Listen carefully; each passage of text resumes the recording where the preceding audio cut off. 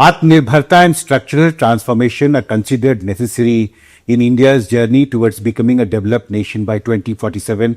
To talk on the state of the Indian economy today, the long road ahead towards making India a developed nation by 2047, what kind of policy reforms, economic reforms are needed, I have with me Dr. Arvind Virmani, who is a leading economist and a member of the Niti Aayog. Welcome to NDTV, sir.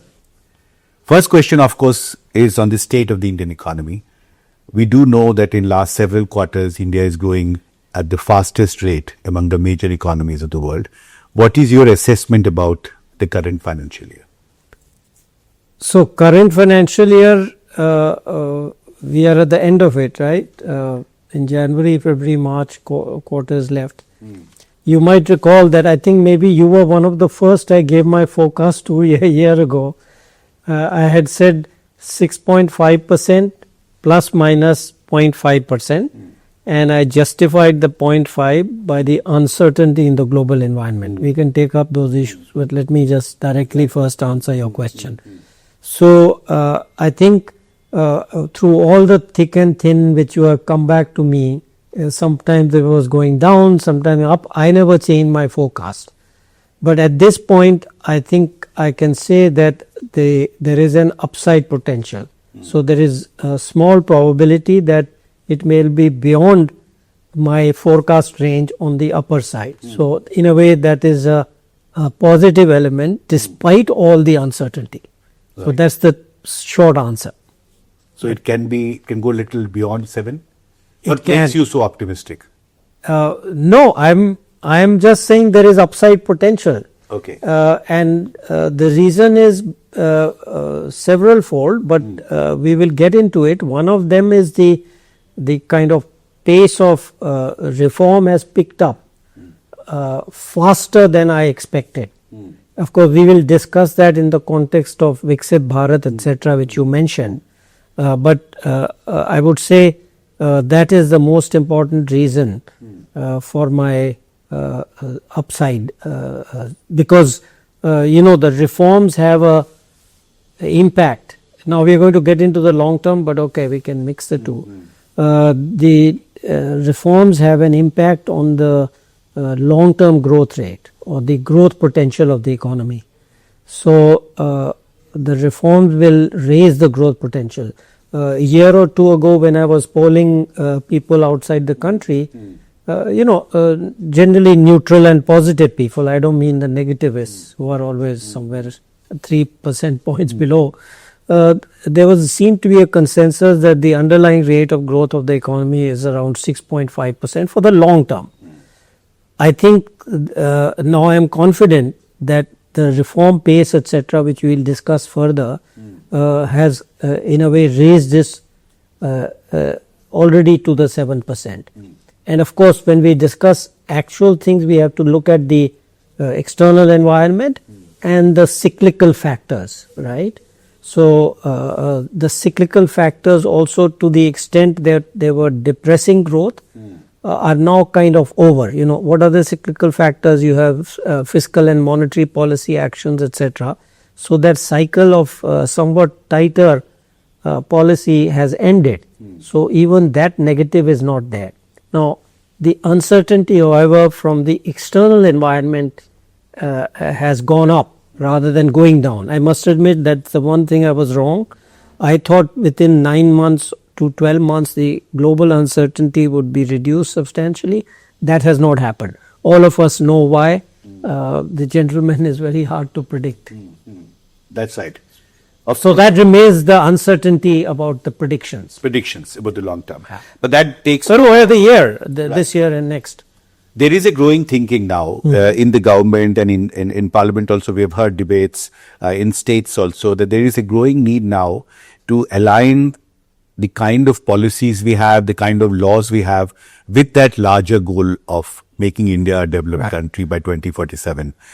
So, what is your assessment in terms of what kinds of new policy measures, new legal measures are required to take India towards that larger goal of 2047? Right. So when we talk about, your question was only about this year. When we go to next year and beyond, we have to look at the The Honorable Prime Minister has been very clear, and that is a great source of inspiration for people like me, is that he said Viksit Bharat is kind of, these are my words, he has his own words, that Viksit Bharat is the lodestone, जो हम अंग्रेजी में बोलते हैं, the lodestone of where we want to go. So that is like the goal in a sense of, which he has said many times, 2047. And that in a way the reforms, he is portrayed as a train which has left the station, and not just left it, is accelerating. So I think that's a very good metaphor, even for a person like me who's done economic reform for, I don't know, several decades. I think that's a good way to think of it. So I would say, and that's why I was trying to connect it in economic terms to the structural, the underlying rate of the economy. So now it is very clear the Honorable Prime Minister is very committed to the reform, though he has said it many times. He's talked about ease of doing business, ease of living, but perhaps this is the first time the structure is now very clear, and people like me can translate it into economic terminology, so to say. Right. That's the main point I wanted to make there. So the economic terminology is what I was trying to say, that the underlying growth rate of the economy is definitely going to increase by not just the reforms which have been done, but the attitude and the new reforms which are in process. Right.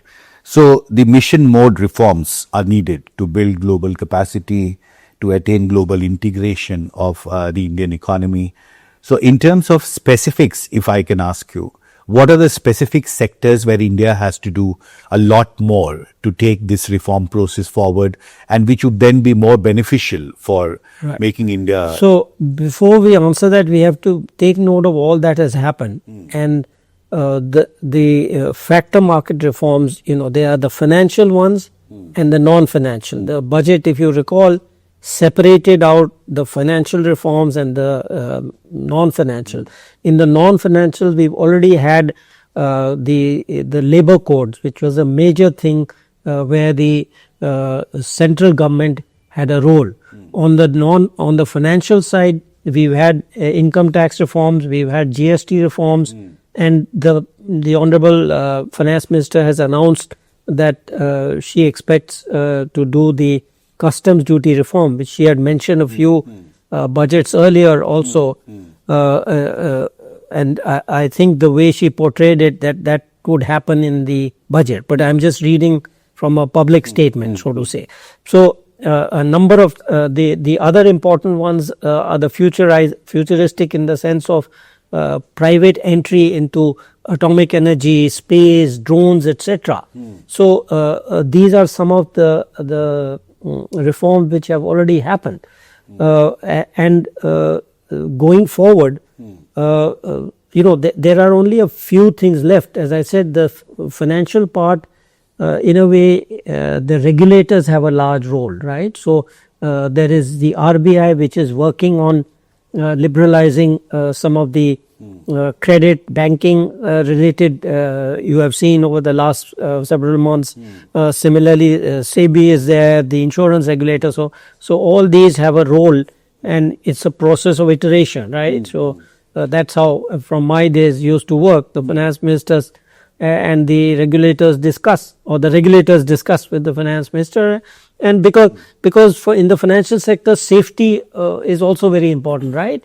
Safety of yours and mine savings, etc. So it's not that easy for just an economist to say the financial and the other aspects have to be taken account. So that also is in process, and I have no doubt that liberalization would happen. So there are all these streams which are going on at the central level. Now you know that there are some sectors where which we will discuss when we come to the states, which are really under the state's purview. So there, the analogy again of what is called nudge economics, right? So the center can only nudge.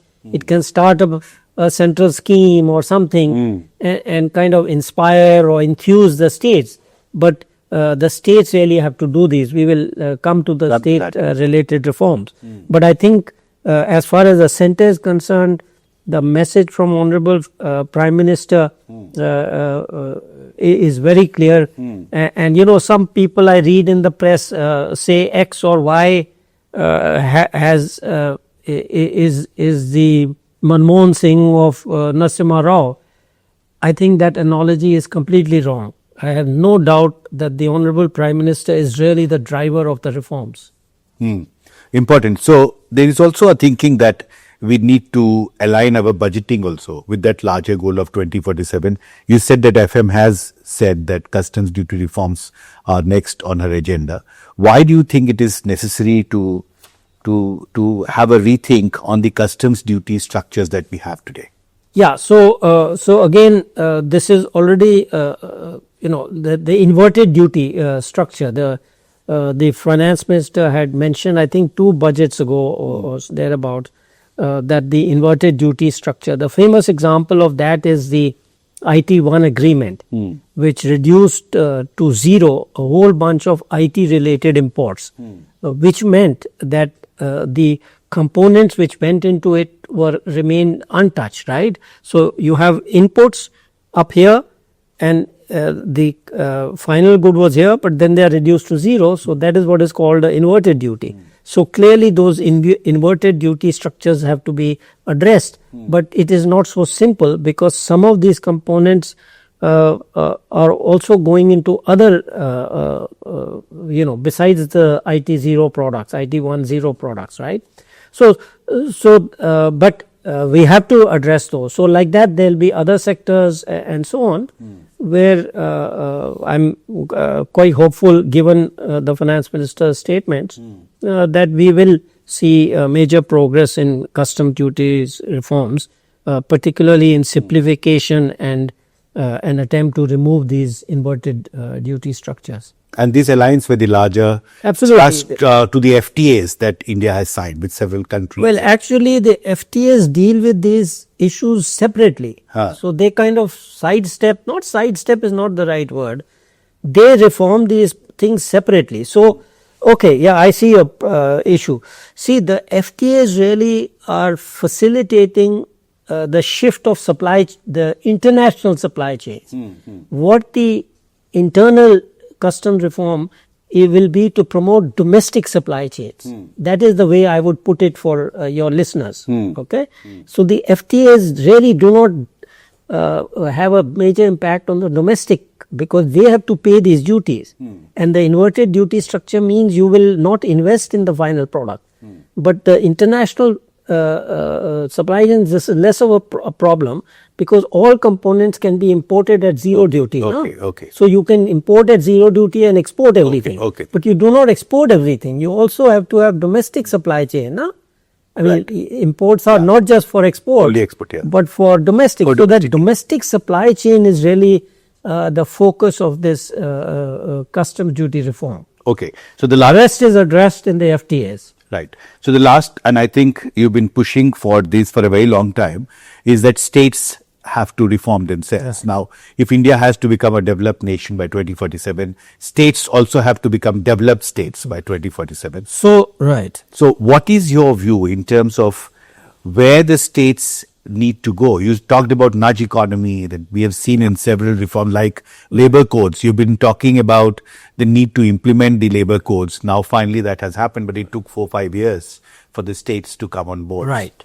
So as I am quoting Honorable Prime Minister because he comes up with this really word which you can connect. So what he said was Viksit Bharat ke liye Viksit Rajya bilkul they are essential. So I think that's it. So but each so what are the reforms which are kind of very important?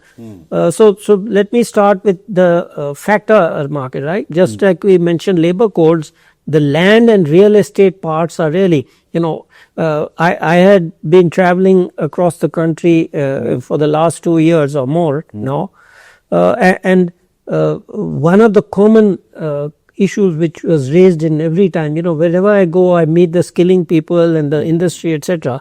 The common theme across the country one of the most common was land. So, the government is now well aware of this, and but the state governments, they are moving at a different pace. I think they are now realizing that if they want industry, manufacturing, construction, etc., to happen at a faster pace, chalta hai to chalta rahega, right? But if you are really, and that the state has to really want it, right? So we know UP government wants it, other government which in the south, which are Andhra government is very keen to accelerate all types of growth. So, but they have to do it. Whoever chooses to do it, right?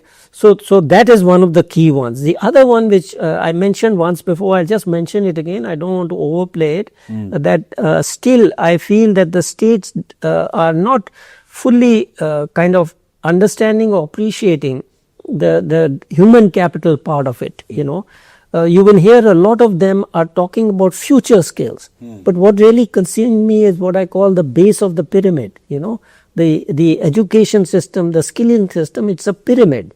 Okay, so you have to build the base. We have a 1.4 billion population. Okay, you cannot just talk.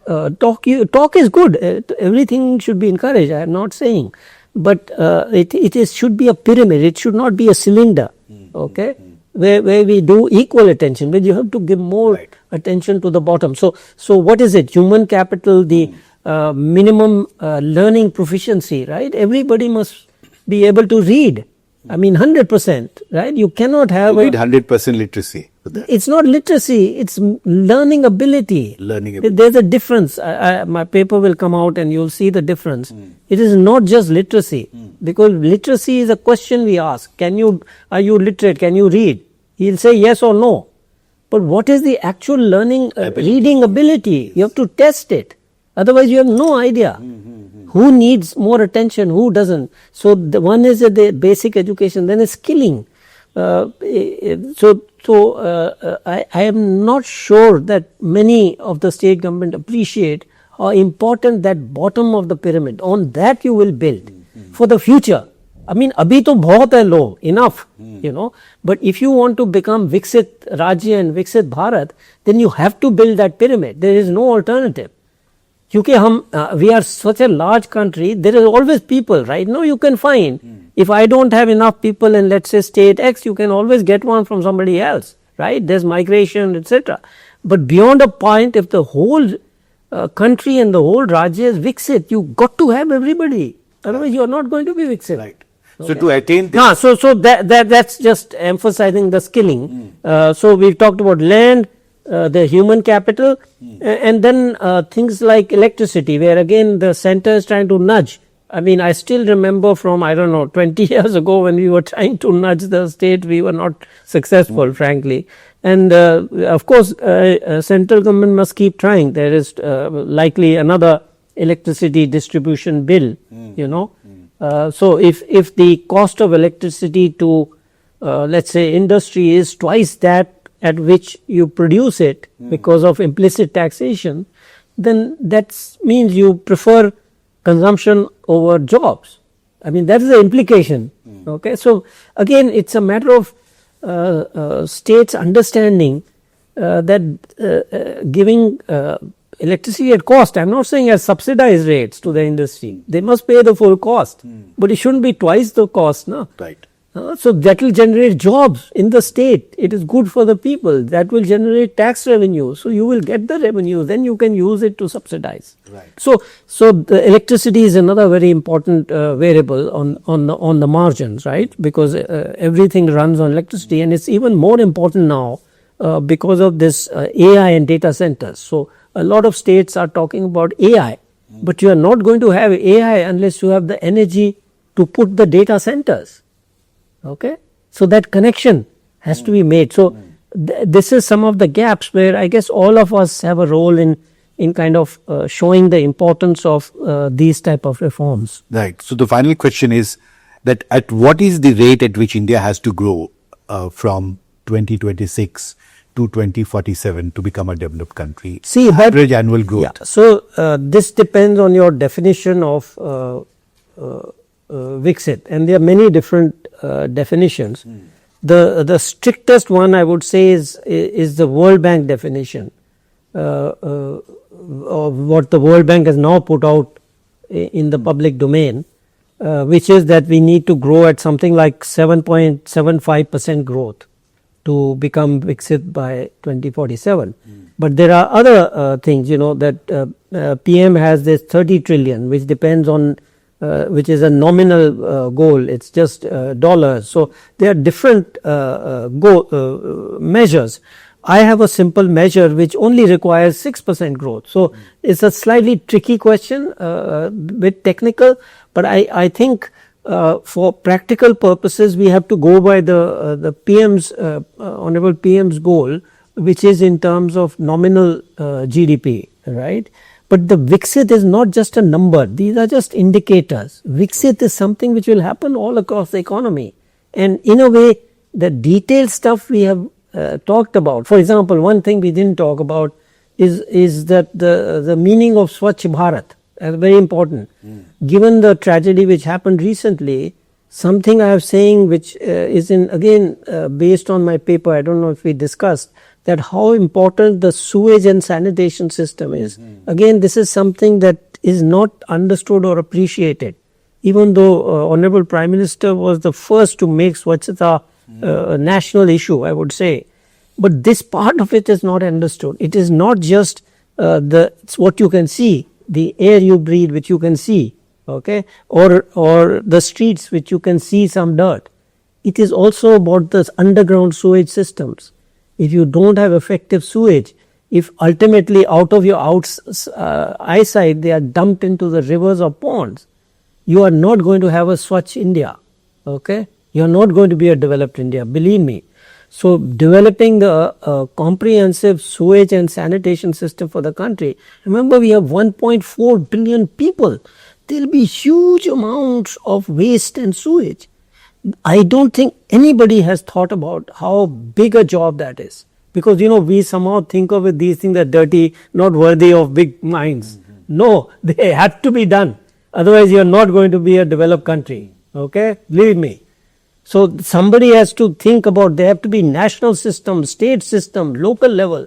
These levels, that part of it, I think, but the state, again, the actual action is at the state and UT level, right? So this is another issue. Right. Thank you very much for talking to NDTV. So in Niti Aayog, with my camera colleague Sachin Gupta, Himanshu Shekhar for NDTV.